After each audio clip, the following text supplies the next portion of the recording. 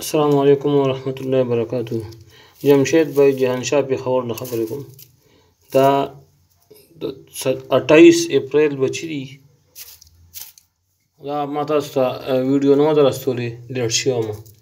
زه بهر وم، چې بیا رالم، تاسو بیا د اختر دپاره لاړئ.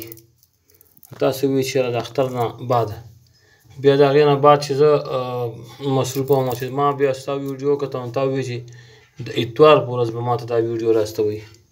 نو دا نن اتوار هم تېر شو، واقعات شوي مړي شوي، د دې وجې نه مصروفه وم، دا ویډیو جوړوم.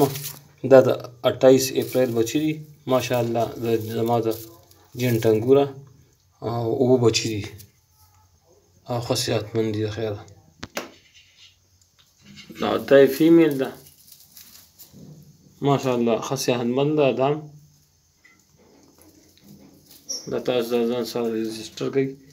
او ما له انګلیش لیکل نه راځي په دې ویډیو باندې، نو دا دا قبول کړئ. انشاءالله بل ته چې زه لږ معلومات وکړم بیا به تاسو ته زه هغه شانتې بیا لیکل درستوم.